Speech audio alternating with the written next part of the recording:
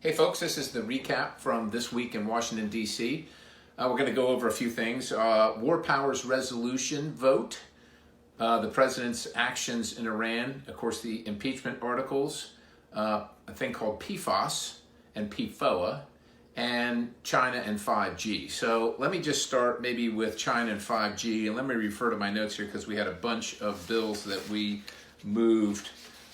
First of all, 5G means essentially it's the fifth generation of cell technology, and you might think that each generation just gets a little better, kind of on a line like this, but it's really not like that. Each generation is exponential, so it's 100% better than the last generation, which is really great because whether you have a Fitbit, your cell phone, your TV, of course, or even some of your refrigerators are all connected to the internet, and they're talking on it, and it's literally called the Internet of Things. The question is how that information passes from point to point, and how that communication is done, and who's doing it. China, unfortunately, has the upper leg on the United States in that they're producing the 5G technology, and they're selling it around the world. The problem with that is that the Communist government of China cannot be trusted with that information. And anytime any of your information, whether it's your Fitbit, your watch, your phone, crosses their hardware, there's a very good chance, and there's an opportunity and a very good chance that that information is being taken to China, taken by China to China, to do whatever they do. And I don't know if you've heard of the social system of credits in China. So if Chinese citizens don't act correctly, according to the Chinese government, they, for instance, might not be able to take a plane to another part of China or travel abroad or do a whole host of things. And so they're trying to direct and control the people in China based on how they act. And there's a carrot and stick associated with that. But the bigger issue is that we want to make sure that the 5G network in the United States in particular, and broadly around the world, isn't controlled by China. And so we're trying to safeguard our networks, understanding that we're a little further behind than we want to be, or we're behind and we don't want to be. So there was H.R. 3763, which promotes the United States International Leadership in 5G Act. H.R. 2881, the Secure 5G and Beyond Act. H.R. 4500, the Promoting United States Wireless Leadership Act. And House Resolution 575, which expresses a sense of the House of Representatives that all stakeholders in the deployment of 5G communications should carefully consider and adhere to the recommendations of the Prague proposals, which make sure that China, of course, isn't in charge of all our data. So I voted for those, and we passed those out of the House, and I think those are good first steps. We got a long way to go, but they're good first steps. Now let's go to PFOS and PFOA, and you're going to probably hear more about these. PFOS stands for polyfluoroalkyl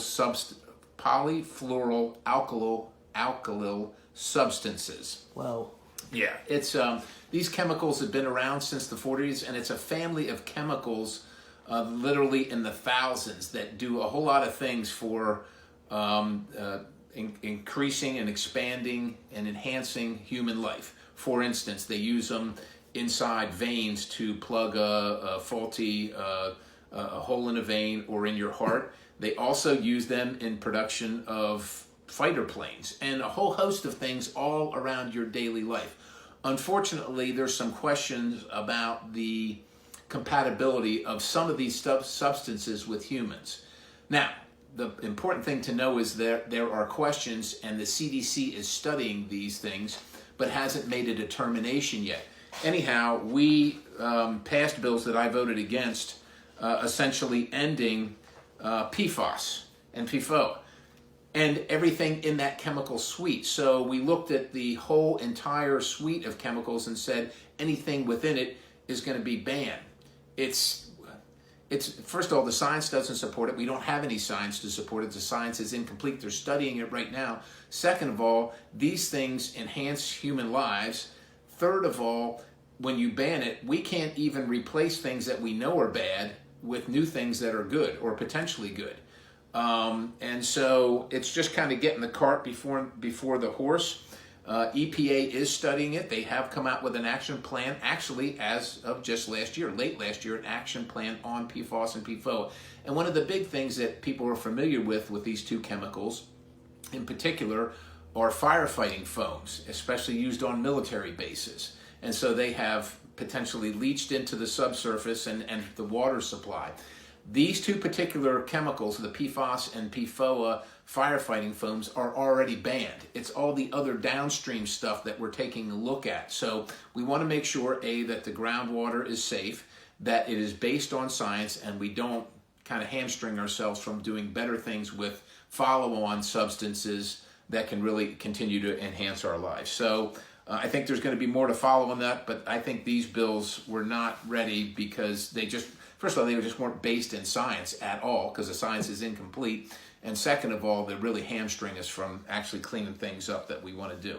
All right, the impeachment articles that are held in the House, the Speaker has announced that she will transmit them to the Senate next week. It's been, I think, about 24 days since we had this very urgent impeachment vote in the House of Representatives.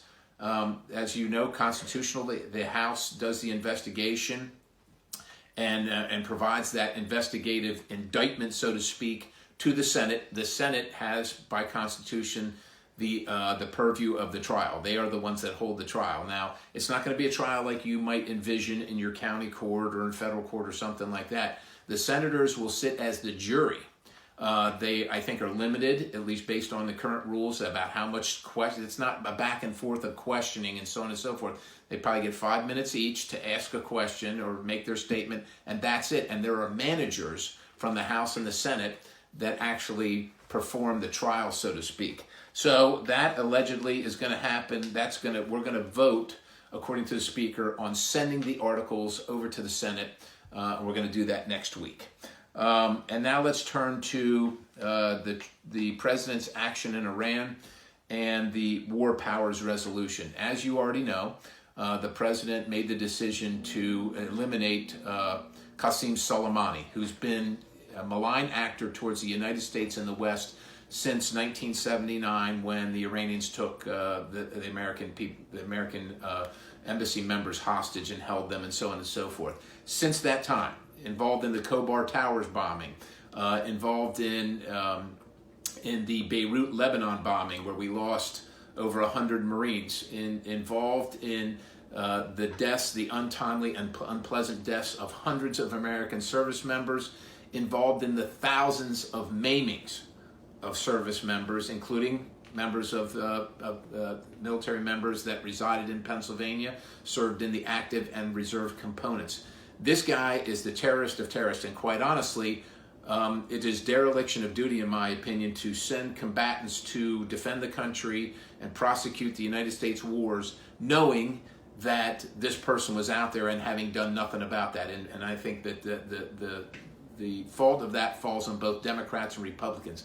Be that as it may, the President had actionable intelligence, according to the President, and I believe him, and the administration, that there were going to be attacks on American embassies. And remember that an attack on an American embassy, which there already was one in the last 2 months, is an attack on American soil, and that is an act of war. But the President has been restrained, whether it was that embassy attack, whether it was the shoot down of our drone over the Straits of Hormuz, whether it was the shooting and the missiling of oil tankers in the Straits of Hormuz, whether it was the rocket attacks on American energy interests in the Middle East, such as Exxon. Hezbollah is a terrorist organization run out of Iran, which is a terrorist state, all orchestrated by Soleimani, who is the leader of the Quds Force, spelled Quds, or the IRGC, the Iranian Revolutionary Guard Corps. This is a terrorist organization run by a terrorist in a terrorist state.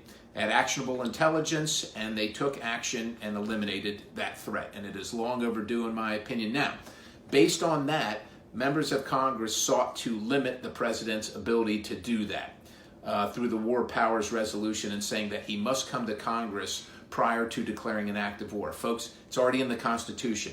The president is already required to go to the Congress before declaring war on another country, and I support that. As a matter of fact, because I'm concerned about the authorization of the use of military force, because we're using that legislation that took us into Iraq, legislation from 2001 and 2002, I have authored my own authorization of the use of military force, which, among other things, dealing with Al-Qaeda and ISIS, also deals with Hezbollah and Iran.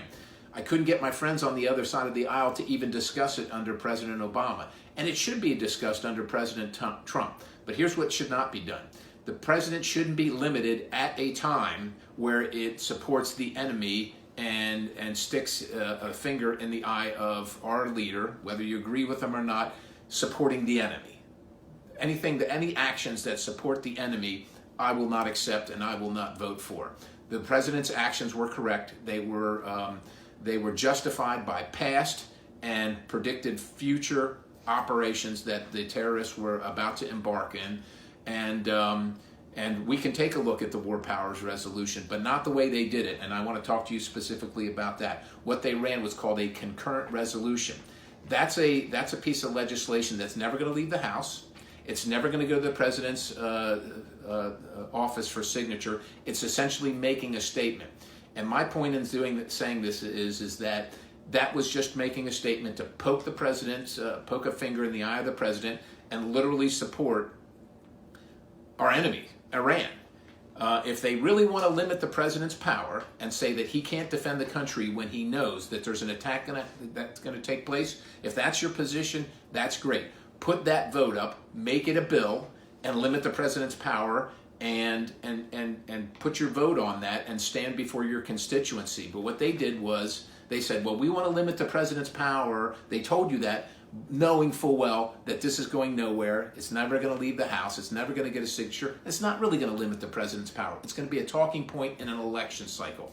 That's ridiculous. That's playing politics with what's most important to us, which is our national security. And it is unacceptable. I voted no, and I'm happy to talk about the constitutionality of what the president's powers are, what the Congress's powers are, and what's appropriate. And I authored a bill, and I'm happy to discuss that. But timing's important and context is important, not political messages while service members' lives are in jeopardy and while Americans' lives are in jeopardy. And that's what that was. So that's the update. That's the recap. We'll see what happens next week with the impeachment articles and anything else that the Speaker brings to the floor. Until then, God bless you. Have a great day.